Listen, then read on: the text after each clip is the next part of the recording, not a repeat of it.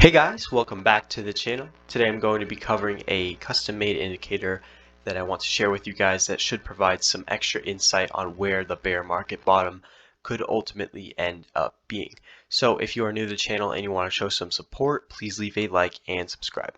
So in my past few videos, I've been talking about the 200-week simple moving average very frequently, considering that it has provided as support in the bear markets pretty consistently, and you can see how time and time again that has ultimately been where we have bottomed during the bear market. So I kind of want to update this and take it a step further and discuss the 50-week moving average, considering how historically it has held as support and resistance in some pretty key phases of the cycle.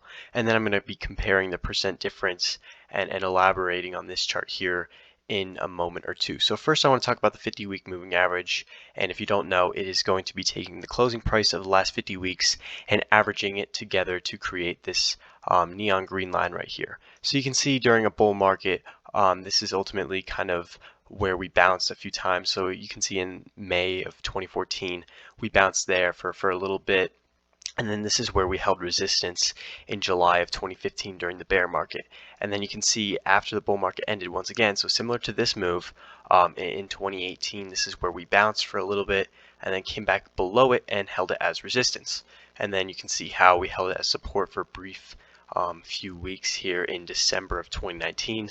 And then ultimately, this is where we bounced after the bull market ended and kind of held support for a bit, and you can see just recently we have rejected at the 50-week moving average. So I'm going to pull up this chart right here, which is going to take the percent difference from the price and the 50-week moving average. So if that means that if the closing price right now is $20 and the 50-week moving average is $100, then this is going to be at 20%, so right here or so. But you can see how in the past we have historically kind of hit this bottom around 40%. So in 2018, the bear market, it ended at 41.91%, and then in 2015 we ended at 45%, and then again in 2011 we ended at 43%. So this is telling us that there's between a 60% difference between the price and the 50-week moving average during the end of the bear market. So what does that mean, right? So if we are at, a 50-week moving average right now of $45,000 and we were to go down 60%, that would mean that we are roughly around $18,000. So you could consider that, if we get back down to 40% on this graph, the closing price is 40% of the 50-week moving average. That means we're down 60% from it, and that would ultimately mean that we would be at $18,000 given the current 50-week moving average. So that could be a area that you would want to accumulate, considering that this indicator has proven that time and time again this is where it ultimately ended the bear market. And you could consider that, with the confluence of the 300-week simple moving average and the 200-week simple moving average, this band of support would be a phenomenal area to accumulate for the long term, and something that we haven't seen since the March 2020 low.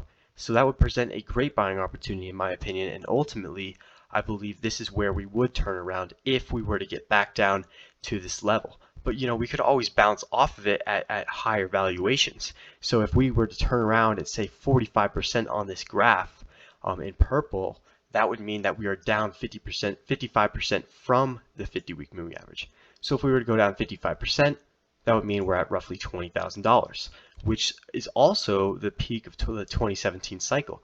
So I keep discussing this in all my recent Bitcoin long-term views, is that any single indicator can tell you a completely different story, but when you have multiple solid indicators pointing to the same thing, that confluence gives you extra confidence in your long-term views. So for me, guys, this is not financial advice, but personally for me, if we get back down to the $18,000 to $22,000 level, I will start heavily accumulating for the long term. Given how all of these indicators are pointing towards, that would be a phenomenal market or area to accumulate for the bear market lows. So that's the end of the video, guys. I hope you did enjoy. This indicator is something new that I wanted to bring to the table.